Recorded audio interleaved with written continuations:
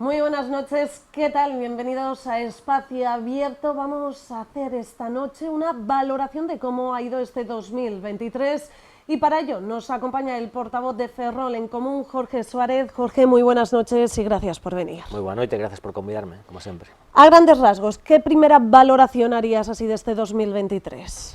Bueno, creo que para a esquerda, para a xente que vota a esquerda en Ferrol foi un mal ano, non podemos evidenciar que nos gustaría que o goberno fose outro e ademais este inicio de mandato caracterizouse por pechar as portas do Concello, pechar as portas á democracia, con ese novo regulamento non que non se permiten presentar máis de 2 mocións nin intervir nos plenos, cada vez a nosa voz máis silenciada. A eso sumamos unha aprobación de orzamentos que dende logo é positivo que teñamos orzamentos, pero nos que ningunha soa das case que 18 propostas que presentou Ferrol en Común foron aceptadas, pois vemos que ese rodillo imaginario xa é un rodillo real, palpable, que se demostra día a día por parte do goberno do Partido Popular.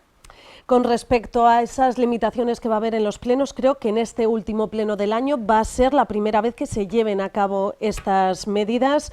¿Cómo cree que va a ser este pleno? Más corto, al menos. ¿En normal un pleno de final de año es más light? Sí, normalmente os plenos de final de ano, que, bueno, un tempo de paz e amor, ¿no? que a Navidad, pues non se suelen presentar mocións, son tempos así máis de confraternizar entre a corporación, que as diferencias políticas non teñen por que estar reñidas coa amizade, en ese sentido creo que todos tenemos unha boa relación, pero sí que xa entran efectivamente esas limitacións de tempo, creo que era innecesario, pero bueno, se serve como fin último para facer máis atractivo a política para a cidadanía da pé, eu ao final terei que aplaudir esta medida, veremos que pasa no futuro. Por tanto, en este pleno que tendrá lugar la próxima semana, mociones por parte de los partidos políticos no se suelen presentar. É unha costume, logo cada partido pues, será responsable por do lo que faga, general... realmente nos por lo menos non imos presentar ninguna moción para que se poda conciliar tempo no que tes familiares de visita na cidade, poder un pouco disfrutar Porque deste tempo. será por la noche, también sí, a las 7 de la tarde, vamos. Sí. Con respecto al pleno anterior, sí que presentaron una moción relativa a la reactivación del reglamento de participación. ¿A qué se referían exactamente? Bueno, para nós é clave o contacto coa cidadanía a hora de establecer políticas. Está un pouco no saber popular que ese contacto coa cidadanía, sobre todo do Partido Popular, é únicamente con directivas e asociacións de veciños, que, dende logo, fan un traballo inxente, encomiable, pero creo que a cidadanía é moito máis que unha directiva dunha asociación. Creo que no noso mandato ese regulamento permitiu facer máis de 54 asambleas con veciños e veciñas da cidade, con diferentes foros sectoriais da xente maior, de xente nova, onde podamos, o que dicía antes, un pouco revalorizar a política, facer ver que serve para algo e mesmo que a cidadanía se sinte partícipe das decisións que se tomen incluso a nivel orzamentario. Creo que senón o que estamos facendo é pedir o voto cada 4 anos e a partir de aí olvidarnos do que a xente nos demanda e levar adiante únicamente políticas partidistas. Donde se aprobó inicialmente la ordenanza de licencias. ¿Qué opina al respecto?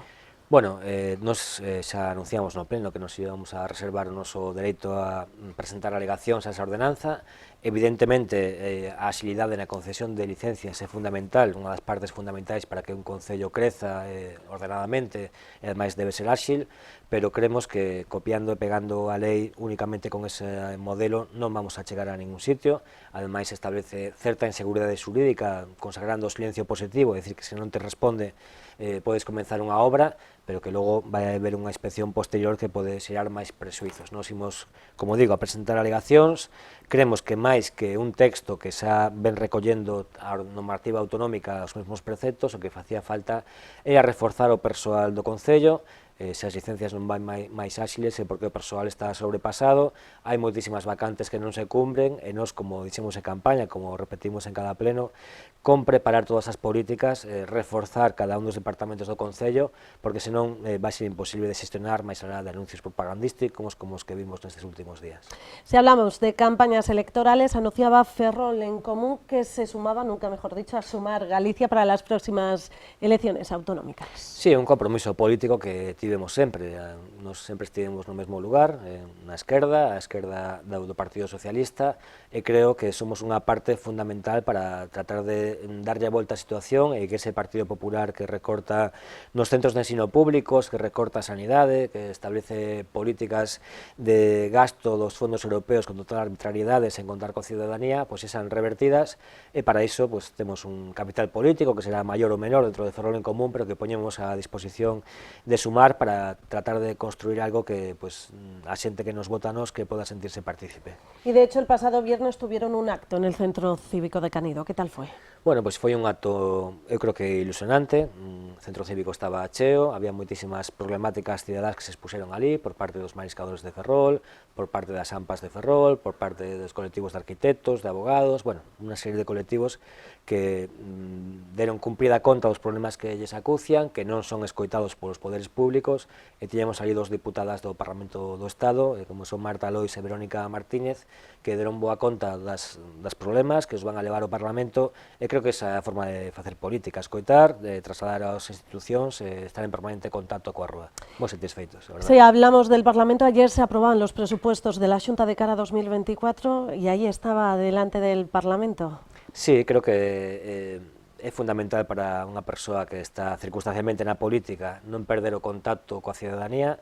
Era unha manifestación en defensa da sanidade pública, cada vez que hai unha manifestación convocada en Compostela tratamos de acudir sempre, a poucas faltaríamos. Creo que é un momento no que eses orzamentos están anunciando grandes medidas de reparto de cheques a todo o mundo sen ter en conta ningún tipo de renta, é importante pois, poñer o acento no que verdadeiramente importa. Creo que as listas da garda que estamos a sufrir na sanidade pública son inasumibles, que se maquillen con nomenclaturas que non son acordes coa realidade tampouco é asumible, é unha fraude á ciudadanía, e o que fai falta son máis profesionais, máis medios, tratar de loitar contra situacións endémicas como eses contratos dun día para moitísimas enfermeiras que están un día aquí, outro en Cariño, outro en Cedeira, non pode negarse porque están fora das listas, e se perde ese contacto coa ciudadanía que cada día vai a eses centros de saúde porque non se sacan as prazas necesarias. Y si hablamos de protestas, me gustaría preguntarle por esa huelga indefinida que declaraban los abogados del turno de oficio y procuradores de España y más centrados en los de Ferrol. Sí, creo que é unha situación dramática. Moitas veces, bueno, eu que veño dese mundo, son funcionario de xustiza, creo que vemos os abogados como grandes magnates que viven en grandes mansións, se aproveitan da pobreza da xente humilde, e nada máis lonxe da realidade. Son compañeiros e compañeiras que teñen moitísimas dificultades. Para que nos fagamos unha idea, en Ferrol hai case que 400 abogados e abogadas colexiados para a población que temos, é unha cifra moi importante, deses 400 non creo ni que un 10% pois, poda chegar á dignidade dun gran salario para poder subsistir. Teñen a quenda do oficio para que a xustiza sexa universal, unha xustiza pública, que debe ser así, pero o réxime de salarios, que non son salarios, é de indemnizacións, e moitos deles están nunha mutualidade que ten unha pensión de 400 euros, que non teñen dereito a coller máis baixa en toda a súa vida laboral que 365 días, 60 e pico días é por saúde mental. Creo que é unha situación moi precaria, moi límite, que se lle arreglou a outros colectivos como os notarios e que únicamente falta vontade política para facelo, pero bueno, esa moción foi levada ao pleno do Concello por parte deles, recitada polo Partido Popular por intereses que aínda descoñecemos porque varios dos seus integrantes son abogados de turno de oficio. ¿Cree que finalmente llegarán a un acuerdo, llegarán a darle las medidas que están pidiendo porque ya llevan unas cuantas semanas? Sí, eu creo que é imprescindible que o Goberno do Estado que é progresista, que legisle con progresismo, é dicir, que non consinta que unha persoa teña que vivir o resto da súa vida cunha pensión de 500 euros, que non consinta que non podan coller baixas médicas e que non consinta que o que percibe non sexa un salario. Eso é básico, fundamental, así o trasladamos ás deputadas que estiveron aquí outro día en Ferrol e agardamos que se poda legislar nese sentido. Y si hablamos del Gobierno central, este pasado sábado venía el presidente del Gobierno, Pedro Sánchez, al inicio de ese corte de chapa de una segunda fragata y también al anuncio del inicio de la construcción de la nueva fábrica digital de bloques. Sí, non sei cantas veces pensa venir o Goberno do Estado a facer o mesmo trámite, porque xa son varias veces as inauguracións que se fan do mesmo. Evidentemente estamos en campaña electoral, a ninguén se lle escapa, pero creo que o que Estareiro precisa, eu estou completamente de acordo cos traballadores do mesmo, que son os que mellor coñecen as instalacións, non é tanto vir a poñer unha pedra, sacar unha foto e marcharse no Falcon de Santiago a Coruña ou... No, no, dejarlo solo yéndose él yendo en coche... Esto... Bueno, sí, sabemos como funcionan eses mecanismos, pero bueno, que realmente fai falta que o hostaleiro sexa competitivo. Agora temos por sorte un pedido da Armada, pero a Armada somos nos mesmos, non necesitamos acceder a un mercado internacional que garanta eses postos de traballo con continuidade no tempo, e para eso temos que mellorar as instalacións. O taller de subbloques é algo que levou moitísimo tempo tramitar, creo que un erro grave do señor Ángel Mato por non tramitalo como nos estábamos tramitando no seu momento. Creo que é necesario ese dique coberto, é necesario ese pedido de Australia, é necesario que o hostaleiro se modernice e que se cubran todas as plazas vacantes a día de hoxe. Por lo tanto, creo que máis que inauguracións hai que ter un plan de traballo calendarizado, con presuposto propio e ir para adiante con esas infraestructuras tan necesarias. Con respecto al comité de empresa de Navantia Ferrol, mandaban un comunicado criticando pues esa visita fugaz que había tenido con el presidente del gobierno, posteriormente también con Besteiro, que señalaban en la visita que había tenido Besteiro junto al presidente de la Diputación, Valentín González Formoso, decía que eran anuncios electorales que creían que no iba a llegar a nada más. Sí, algo como digo, xa estaba comprometido, eso, algo que estaba previsto, xa estaba orzamentado. Me refiero, por ejemplo, que con esos anuncios, pero no daban avances sobre ese convenio colectivo que llevan 2 años. Exactamente, non só as condicións laborais deles, senón tamén incrementar as plantillas, sobre todo a construción dese dique coberto e a mellora do dique de carenas, é algo que se vai reclamando dende hai 6 anos, que non hai ningunha resposta, que non hai ningunha visita nese sentido con esas materias á cidade, e únicamente pois vense eso, a facer un acto de media hora de propaganda, pero o traballo efectivo non o vemos nin o constatamos. Por otro lado, anteriormente a la visita de Pedro Sánchez venía la ministra de Defensa, Margarita Robles, en el que anunciaba pues esa reducción del muro del Arsenal. Una muy buena noticia. Dende logo, eso non se pode evidenciar que é algo moi positivo para Ferrol, sen entrar no circo que se montou ese día. No, en eso entraremos posteriormente, que evidentemente hai que entrar. Que, bueno, esas guerras de pegatinas de partidos únicamente prexudican a cidade, pero bueno, creo que é unha noticia moi importante, non quero enfriar as expectativas que hai, pero vai levar un tempo de tramitación. Esa imaxe que se veu nos medios é unha reproducción de algo que vai poder acontecer dentro duns anos, pero de logo todos os pasos que se dean nese sentido para nós é maravilloso e fundamental. ¿Qué opina exactamente de esos proyectos que se están pensando de abrir Ferrol al mar, ese proyecto fase primera entre la Autoridad Portuaria y la Xunta de Galicia, que se suma a esta segunda fase por parte del Ministerio de Defensa?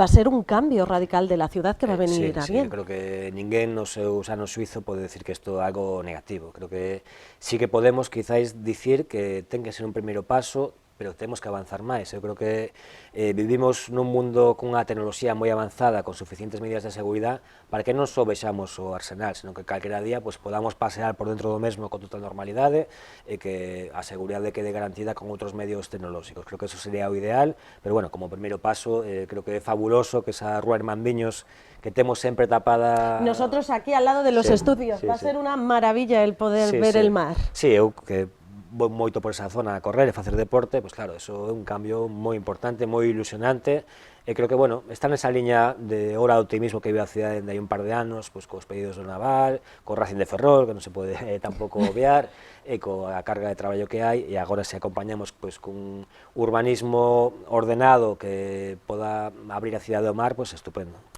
Con respecto a la financiación, la ministra ya dejaba claro que esto recae en el ayuntamiento. José Manuel hablaba, el alcalde de la ciudad, hablaba de esa cofinanciación entre la Xunta de Galicia y el ayuntamiento. ¿Cree que debería de ayudar también el gobierno central? Eu creo que deberán intervir todas as administracións. Ya dejó que no. Sí, pues eu creo que sí que debera, porque, bueno, realmente o Estado... Sempre se dino que Ferrol lle debe moito ao Estado, creo que é a inversa, o Estado debelle moito a Ferrol, no seu momento esos terreos foron cedidos ao Estado, durante décadas non pudemos pisar ninguna baldosa deses terreos, e creo que eso pues, foi como un préstamo gratuito ao Estado deses terreos. Non só o Estado, tamén a Deputación, creo que deberá entrar nesa financiación, e o que non me parece xusto é ese reparto que se fixo entre o acordo da Xunta e o Concello do 50%, porque estamos falando pues, dun xigante ao lado dunha cidade humilde como Ferrol, que ademais a xestión dos fondos europeos que fai a Xunta de Galicia propia, decide ela onde se inviste, realmente realmente todas as edificacións que fixo a Xunta en Galicia, falo de centros deportivos, foron abandonados por ela mesma. Entón creo que o reparto deberá ser outro, porque realmente vai ser moi difícil que Ferrol chegue a esas cantidades coa perda de poboación, por desgraza que sufrimos, cada vez se recadan menos impuestos, entón vai ser moi complicado chegar a eses cartos para poder financiar esa actuación. Y ahora sí, nos metemos en el barro. ¿Qué opina de esa visita de la ministra en la que en un primer momento convocaba una rueda de prensa con declaraciones por parte de la ministra junto al alcalde de Ferrol? Por la noche nos llegaba a los medios la cancelación de esa rueda de prensa y al día siguiente nos decía que sí que había declaraciones, pero en esta ocasión con el alcalde no. Independientemente de esto, el alcalde intentó entrar en el Arsenal, finalmente consiguió entrar, pero le costó. ¿Cómo ve esta situación paradójica? Un esperpento, non? Por sorte, bueno, agora estamos comentando públicamente, pero tampouco trascendeu demasiado, que eso, pues mira, creo que é unha situación bastante... El alcalde, la verdad, que se le preguntó y no comentó ni dijo bueno, nada. Eso es bastante esperpéntico. Bueno, ás veces se me critica por iso, pero creo que con independencia do partido político, creo que o alcalde de Ferrol, cando é institucionalmente, ten que ser defendido por todo o mundo. Creo que non é de recibo que se xogue co representante dos ferroláns por intereses partidistas. Evidentemente, eu confío plenamente na labor e na xestión da ministra, pero estou seguro que hubo forzas externas, máis quizáis de ámbito local, creo que con eso xa o digo todo, que querían impedir pues, esa foto onde se anunciara pues, a rebaixa do muro entre unha ministra do Partido Socialista e un alcalde do Partido Popular.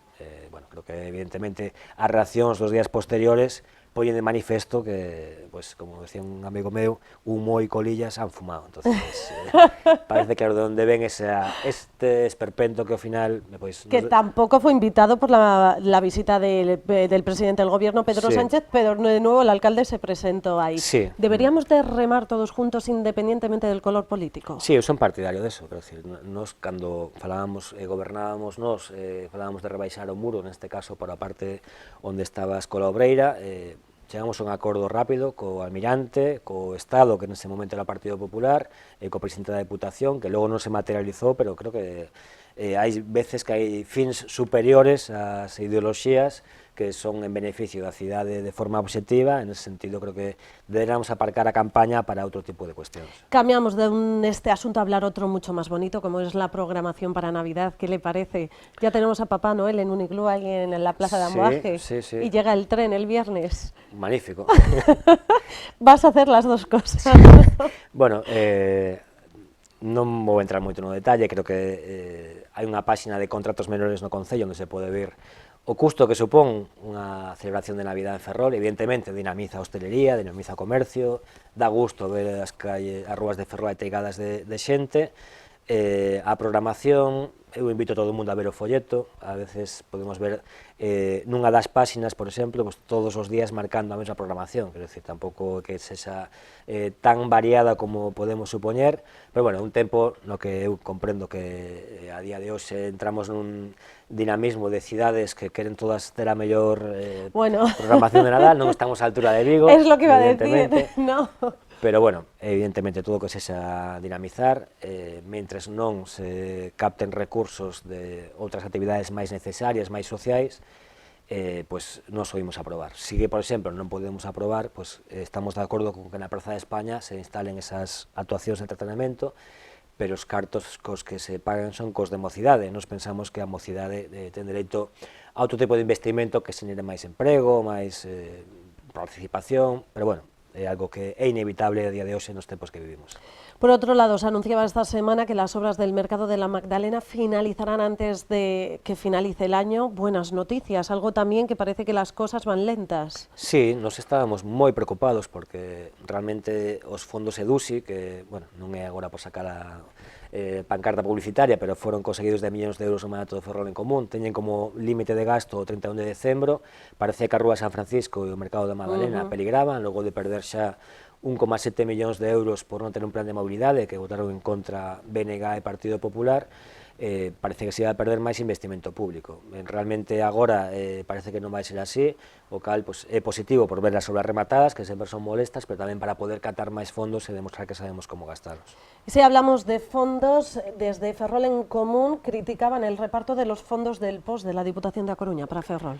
Sí, realmente hai uns criterios de reparto que deben ser mudados, porque non podemos admitir que pues, cando era o ano 2015 tiñamos 1 millón de euros para a zona rural, o POS inviste na zona rural, ou debera investirse na zona rural, e foi baixando a cantidade ata ter pouco máis de 300.000 euros. Entón, ao final, non é unha discriminación tanto coa cidade como coa zona rural, que basicamente é o investimento máis forte que teñen o ano. Y otra cuestión que acabamos de conocer recientemente, el concejal de Cultura, José Antonio Pontefar, anunciaba que la banda ferrolana municipal retomaba su actividad. Sí, moi positivo tamén, que vamos a decir, nos pelexamos moitísimo. Por eso, que esto es algo que ha venido durante varias legislaturas. Sí, algo que levamos moito tempo. Suso Basterrechea puso un empeño especial en tratar de darlle o carácter de asociación para poder ter un convenio. Agora teñen unha sentenza judicial que forma parte do Concello. Evidentemente, xa non son unha banda dos 50 membros que hai, quedan creo que son 14 ou 16, vai ser máis difícil darlle ese empaque que tiña, pero bueno, todo o que sexa dar pasos, benvidos es. Con respecto al 45 aniversario de la Constitución española, que fue invitado el exdiputado constituyente Francisco Vázquez, se llevó a cabo pues, esa conferencia en la que vimos que faltaba personas representantes tanto del BNG como de Ferrol en Común. Sí, nos somos, contra que moita xente cree, somos constitucionalistas, nos creemos nesa norma, coas reformas parece que se fagan no sentido social, pero somos constitucionalistas, pero nos sempre vamos a ese acto, de feito tamén organizamos durante 4 anos. Non nos parece a persoa máis acaída para ser oponente, máis alá que tamén da súa relación con Ferrol, que no pasado non foi moi positiva, pero tamén porque unha persoa de significación política moi importante. Creo que a eses actos deberá vir, pues, como veu no noso mandato, un fiscal, un magistrado, un experto académico, por eso non acudimos, non nos parecía o personaxe máis acaído para dar esa charla. Para finalizar esta entrevista, ¿ya qué retos se propone de cara al 2024? Bueno, pues nós temos unha organización política que é humilde, artesán, que é Ferrol en Común, na que tratamos de sacar a paletilla, como se di vulgarmente.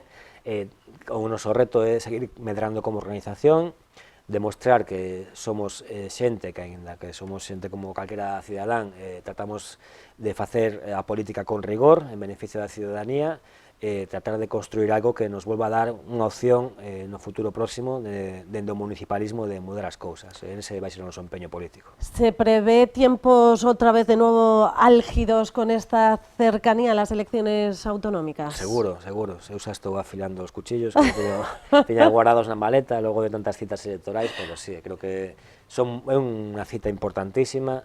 Son 14 anos de mandato do Partido Popular, que creo que xa foron suficientes. Nos imos intentar que esta situación cambie polo ben de Ferrol e a ver se podemos facelo ou non.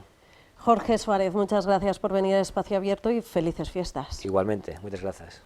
Y gracias también a todos ustedes por estar ahí. Antes de finalizar, recordarles que nos pueden seguir a través de nuestra página web, en las redes sociales, en nuestro canal a la carta de YouTube, en la Radio Metro FM, en la 90.6. Que pasen una feliz noche.